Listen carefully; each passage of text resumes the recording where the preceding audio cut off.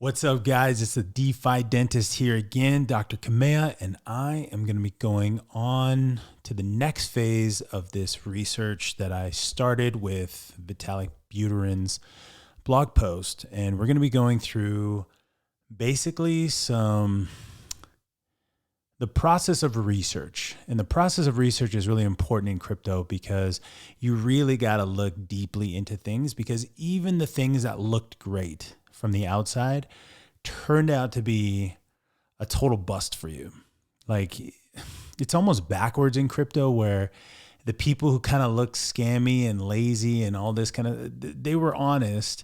And then the people in suits who came in from traditional finance, who just had the right story, they ended up actually causing you all of that harm. So that's not always true, but it's certainly true in these speculative industries. Like, look, you just gotta do more research. You gotta really dig. And so who better to dig in on than the thoughts of Vitalik Buterin? I mean, this guy lives and breathes this stuff. He created this stuff.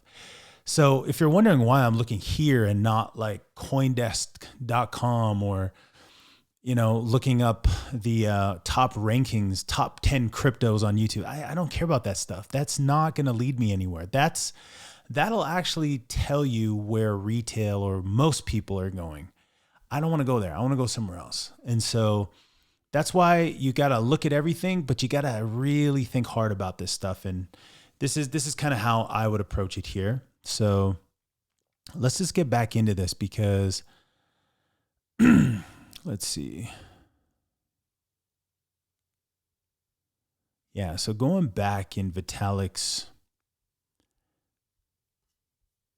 blog post, he talked about, there we go, the players, okay? So I'm going over the greens now. So still a main character in crypto. And at this point, it's 2024. The Bitcoin halving's coming up here in about a couple of months. You want to have a good eye on who's still around, who's still relevant, who's still a main character. Doesn't mean there aren't people that'll come out of the woodwork and potentially do something great. It just means that, like, you want to know who's the main players and then kind of pivot off of their thinking and go, okay, well, if they're obsessed with this every day, if they're calling things right, if they're into this stuff at a deep level, it's worth considering. Okay. Now, again, it also doesn't mean I agree with all of this stuff, but this list is something for me to take seriously, because if Vitalik thinks they're worth watching, I'm certainly going to pay attention. Okay. So let's go with the first one, Changpeng Zhao. So this actually, so just so you know, he's actually the founder of Binance, and he recently got sued by the SEC. But don't read too much into that specific part of his story. He actually built one of the biggest, highest volume cryptocurrency exchanges since like the beginning. They caught Binance on some charges. I think it was, crypto is so obfuscated. When you go into an exchange, like, it's so hard to keep track of all of this stuff. But he got in a lot of trouble. He had to pay like billions of dollars in fines. But he's actually one of the OGs in crypto. And quite frankly, the SEC can catch you on pretty much whatever they want, if they want to get you. And so I think he settled with them. And so, well, let's just take a look. Anyway, so interestingly enough, back in the day when I was first getting into crypto, my first experience that really, like, the light bulb went on was when I wanted to get some Bitcoin. And so I ended up sending some money to an exchange in Hong Kong. And within 20 minutes, right, the money was in the platform and I was able to actually start buying Bitcoin. This blew my mind because I work with banks all the time. And the amount of KYC they do, and I know I got people who are like, oh, you don't want to do KYC? No, it's not that. It's just, where is the place where you can use cash nowadays? Because even now everyone's using credit card, and so all your transactions are tracked. Everything you do is tracked. But back then, you could really like just go buy this stuff. Like you could just sign up, get your Bitcoin, and then go off into decentralized finance, right? Now, Bitcoin didn't really have what Ethereum had, so there wasn't a lot of options, but this guy was one of the first. So what do? Well, I still pay attention to him, even through his legal troubles, because legal troubles are not necessarily the sign that they don't know what they're doing. When you're first to the market, often you're going to get hit with these lawsuits because the regulators have not been clear. So you don't even know how to keep the rules. And Brian Armstrong, the founder of Coinbase, he was one of the other big players in this game who literally goes to Washington, tries to talk with everybody, but nobody wants to give him the time of day, or they don't actually want to be clear about what they should or should not do. And they'll just say, based on the 1913 law that was made before crypto ever invented, just use that. No, you need new rules, need new regulations. So during this period, you're really going to have to just kind of tread carefully. But CZ, you always want to pay attention to where he's going, because where he's going is likely where the money's going. So that's one thing. All right. The next one on here was Justin Sun. Now, I actually disagree with this. I mean, is he relevant? Maybe. He was the founder of Tron. I don't really like using Tron. It's fast. But he's sort of like so for example, I think he paid millions of dollars to have lunch with Warren Buffett. Like, he's one of these guys who will just pay to play. And it is interesting to see what he acquires. Because he seems to be keeping up on it, and he's young and he's got a lot of energy, but I don't know. I don't use him as necessarily like any information or research that would guide my decisions, but he is still playing the game, and probably worth just paying attention to what he's doing occasionally. All right, so Barry Silbert. So this guy, he made the Grayscale Trust. And what's interesting, so the Grayscale discount is really what you want to look at. So during the bear market, the Grayscale discount got down to like, I think almost 50%. So let's just go here. Yeah, so in 2023, 48.89. And that kind of marked the bottom of the bear market. Yeah. 2020, end of 2022. Yeah, because I remember crypto started creeping up early 2023, slowly. But basically, this is paper Bitcoin. And paper Bitcoin, you can kind of think of it as like a derivative of the real Bitcoin. And so what do you want with this stuff? Well, I don't want anything with this stuff. Like, this is just for the big boys to trade their Bitcoin in a regulated fashion, which helps them avoid having to hold the crypto directly. And this is custody, or holding your own coins, has always been an issue for big players because, on an individual basis, which is what this technology is for, it makes sense to hold your own keys. But if you are managing hundreds of millions of dollars, it's kind of a security risk for one person to hold the keys. So they need other tools to actually do this kind of stuff. And so it makes sense. But anyway, this guy, he's got some interesting thoughts. He obviously built something very relevant for the industry. So yeah, I'd agree. I follow Barry Silbert, and, I listen to what he's saying. So there you go. Winklevoss twins. I'm going to skip these. Like, honestly, these guys just, they were the guys that sued Mark Zuckerberg and Facebook for all that money. And I mean, they're smart, don't get me wrong, but they made Gemini exchange. I think they partnered with Circle to make USDC. Anyway, they're smart, but I don't really think they have cutting edge thoughts. I just think they have cutting edge approaches in the traditional finance world, which is fine. no problem there. But they're big cheerleaders of Bitcoin, which is fine with me. Charles Hoskinson. Yeah, so the founder of Cardano. All right, I'll be honest. I don't think he's that relevant. I think he. I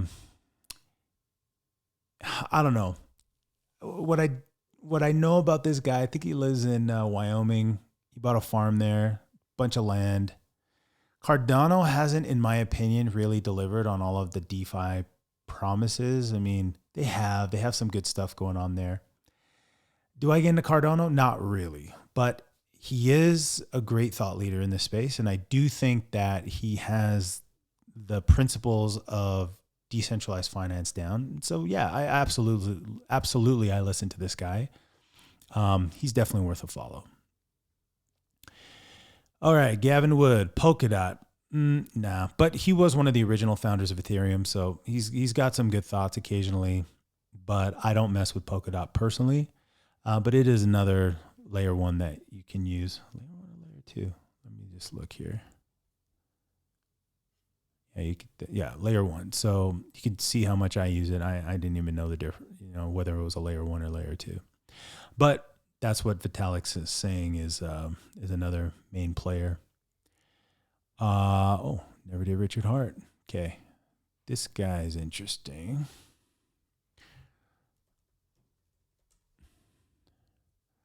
All right. So the founder of Hex and Pulse Chain. So this guy he's also going through charges with SEC. Again, doesn't necessarily mean that there's a problem with what he's doing other than the securities laws. He may not have been following them as the SEC wants him to. Like, again, the SEC is not very clear.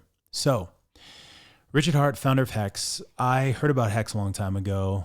I think it's a great, truly decentralized token. The Hex community has faced a ton of hate.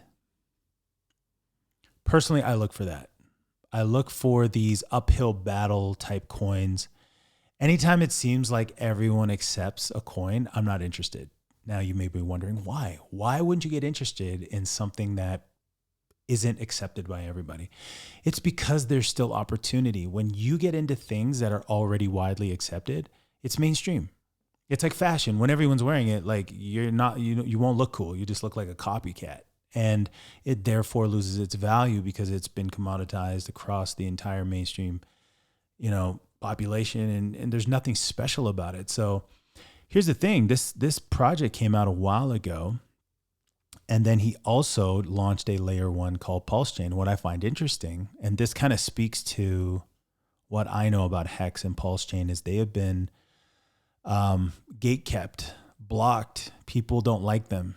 And this is exactly the kind of stuff that I look for when I look into projects. When you have a community that is strong, and that community has been gatekept, held down, ostracized, this is exactly what I love investing in, because there's so much opportunity. And if it's truly DeFi, it will make it through at some point if the community's strong enough, which is one of our metrics when we look for buying into these projects, is that you really want to look for a strong community. And these guys are probably one of the strongest, aside from the Chainlink Marines, the Solana Soldiers, and the XRP Army. So, I mean, if you're in the top 10 communities in crypto, it's worth looking at. Okay, but look them up. I think they even have a documentary on Apple TV and Amazon. So check that out. See what you think. All right, Brian Armstrong, OG.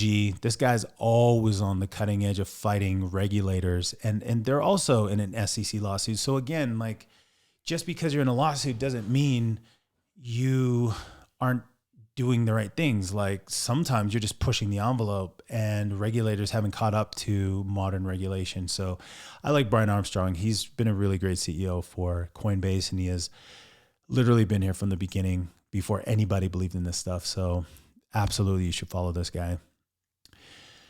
Michael Saylor. So MicroStrategy. Would I listen to him? Not really. I mean, he says the same thing. He's just a Bitcoin maxi. And what you'll find with me, because I'm in DeFi, until Bitcoin can do real DeFi, like build on top of it with smart contracts and other things, it's just a buy, sell, send, receive type of token. It doesn't really do very much. And all the actions in DeFi, guys. So yes, Saylor is relevant because he's got a huge voice. He was smart in the way that he approached it. He was definitely committed. He, in any crypto community, you need these prophets, these zealots, these people who just will not give up. These people that just are so certain, that gives energy and strength to their community. He's one of those people for Bitcoin for sure. All right, so Elon Musk. Well, I can see why he's on the list because Twitter just got a bunch of money transfer licenses all over the place. And once they start turning X.com, or used to be Twitter, into a financial app where you can buy and sell things, I mean, Elon Musk is going to be the place, or Twitter, or X now, is going to be the place where you can do all of this stuff. And so 100%. And Elon's he's just smart. It's funny because, a lot of people made money on the pumps for Dogecoin, but it's just because Elon Musk likes to joke around and he likes memes, and certain coins are regarded as memes. And Elon Musk, he's got a lot of influence in this industry, and he certainly gives us a place to play, which is on Twitter. So 100%, he's relevant. Andreas Antonopoulos. So this guy was an early Bitcoin educator, and he's still here. He wrote some great books if you want to understand Bitcoin. My son actually met him, made a video with him. Personally, I don't listen to this guy at all. Again, Bitcoin maxis, not interested. They're limiting themselves. They're limiting themselves on what is possible. And I pay homage to Bitcoin, but it's like old technology compared to what's out there now. So just something to think about. All right, Adam Back. Yeah, Blockstream. So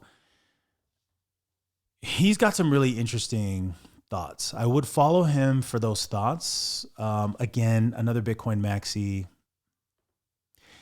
I think they built some sort of like satellite Bitcoin mining thing. But anyway, point is, another one of the important Bitcoin developers from back in the day. I can see why Vitalik picked him, because they probably worked together and knew each other during the Bitcoin days, but in Bitcoin early days. But, listen to his thoughts. I think he's a smart dude, and he's definitely got something to say. Who next? Nayib Bukele. Okay. That's the president of, El Salvador. He just got reelected. Okay. So he would be a relevant voice in terms of government. So yeah, absolutely.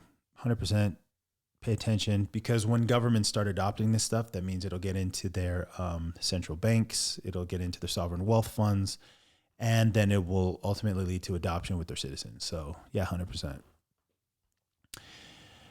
GCR, Global Coin Research. Yeah, just give them a follow on Twitter. I mean, they invest in a whole range of different Web3 technologies or DeFi technologies.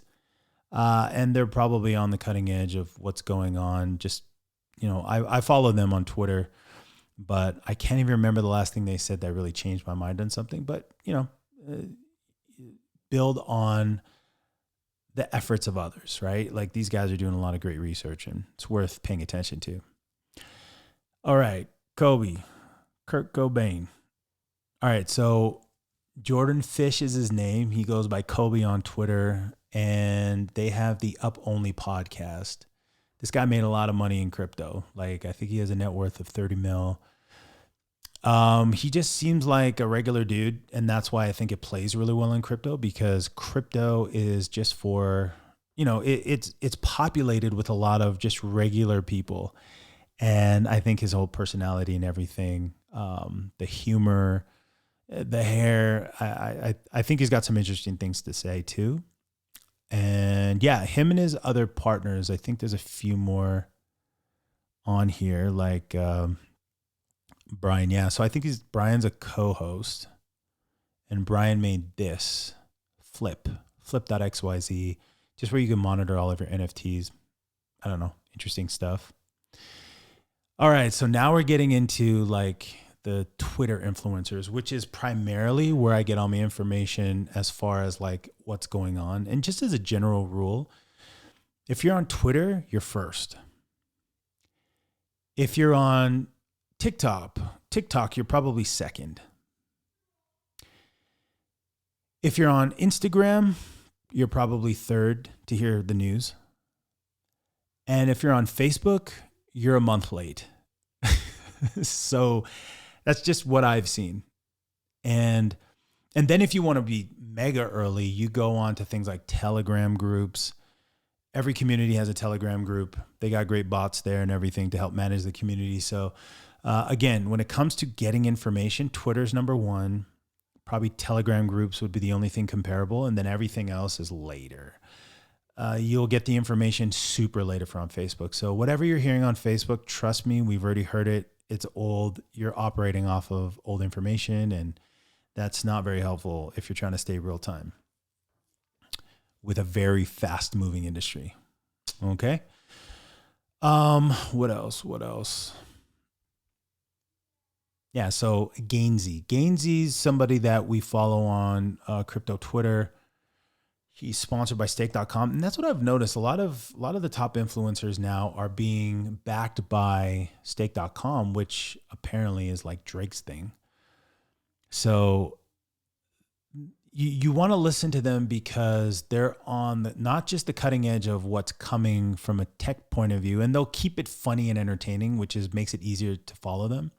But they're also on the cutting edge of what's going on in the culture. And that's mainly why you want to listen to them. There's a feeling that kind of flows in crypto, and you want to keep on top of that, keep the pulse of what's going on. And so these guys are more geared towards that. So yeah, Gainsey, Don Alt, he's a trader. Some of these guys are pretty funny to listen to and watch. They share their charts and everything like that, but they're pretty rude and funny all at the same time. And look, this is part of what I love about this industry is, kind of like Elon Musk says, the most humorous outcome is the most likely. I think that's what he says, something along those lines. And I just think we live in a world where humor and memes kind of run everything, because ideas move quickly that way and they spread quickly that way. If you get someone so serious all the time saying, oh, you must do this, or, watch this video because our lives depend on it, you kind of check out. But if someone makes a joke and it's really funny, or they share a meme and you just connect with it, you'll get the idea behind it. And some of these guys are just masterful at it. So this guy in particular, though, he's a trader. He's got really interesting perspectives. I think a lot of traditional finance guys get into crypto because they like the volatility. And so if you're a short-term trader, volatility is it's everything you want. And this is what this market has attracted so many of these guys. Not only that, the stock market's open Monday to Friday. Crypto's open 24/7. Right? Like all week long. It never closes. So these guys can do their thing all day long. And here's a tip. The most dangerous stuff will happen while you're asleep. So sometimes you got to stay up late and watch this stuff. All right, here's another one. Alt God, same kind of thing. A lot of these guys are tracking altcoins, momentum traders. Yeah, you'll see a lot of stuff, but it's just really interesting to watch and check their perspectives. Here's another one. Hasaka. I haven't really followed him at all yet. So I decided to follow him after taking a look at this list. Peter Brandt, and it's even better getting some of these old school guys like Peter Brandt, because they in crypto everyone thinks that market cycles and trading principles don't apply. No, it applies because it's all the same stuff. Human psychology mixed with market indicators, mixed with data analysis, research. It's the same stuff. You get the same kind of volatility in like a penny stock market, right? And so it's kind of cool watching these people come into the industry and just share their wisdom. Peter Brandt, he's been pretty on point over the years. Bob Lucas, same thing. More traders, cred, educators, sometimes traders.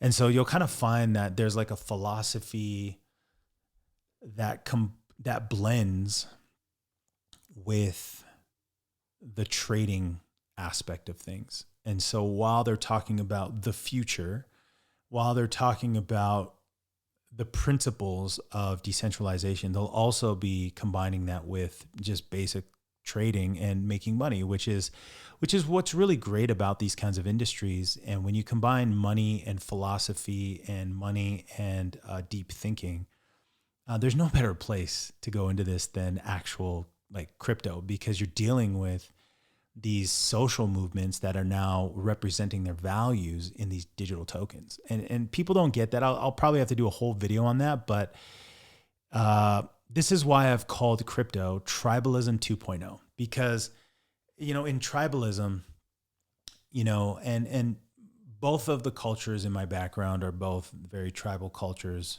in the past. And what you find is that they often branch out into these different groups, right? They become tribal, and they develop their own language. They develop their own value system.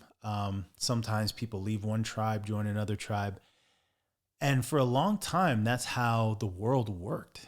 And in a way, it still does work that way. And the reason is because tribalism is very natural for humans to exist in, right? You got birds that are in a flock, you got wolves that are in a pack, and what are humans in?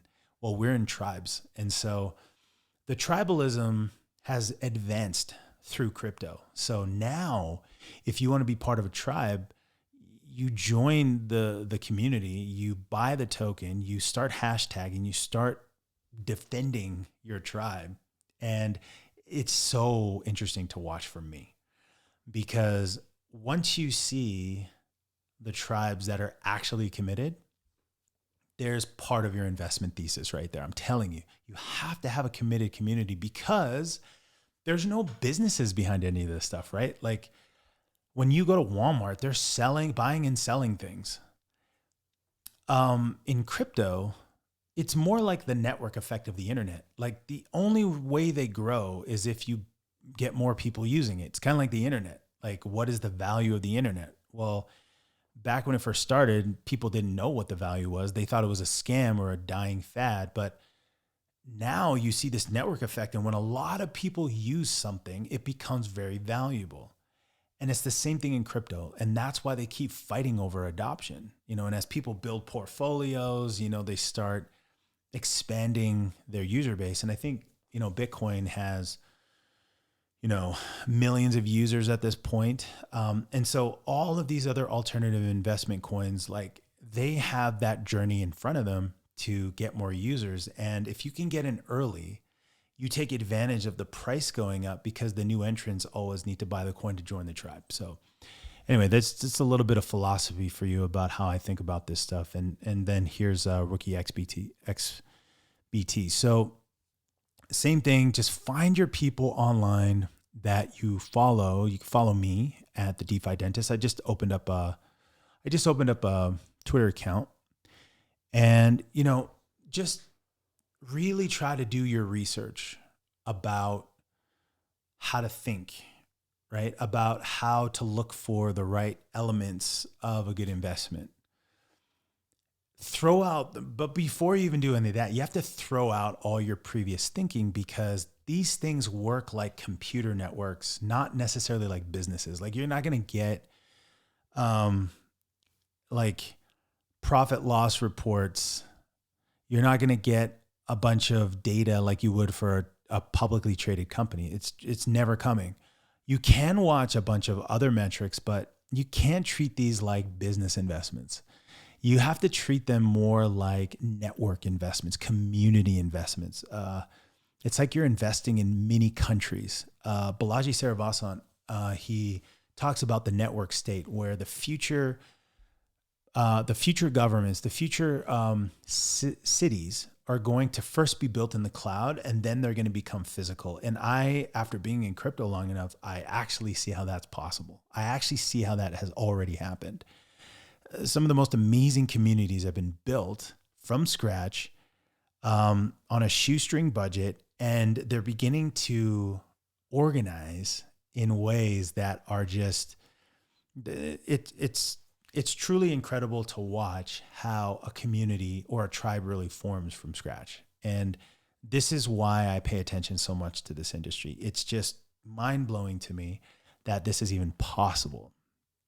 So hopefully you guys got a little bit out of that research, going through the research live with you guys, just sharing my thoughts. I have no financial advice for you guys. I'm just showing you what I do as the DeFi dentist, because I'm very interested in this space. If you're not interested, you would never succeed in it anyway. So go do something else, right? Like, you have to find what you like. And this is definitely one of those things where I am just obsessed with it. I read about it all the time. And that's really one of the big keys to being in this industry, is paying attention. So, hope you guys enjoyed the video. Like and subscribe, and I will be back again soon with another crypto video for you guys. Peace out.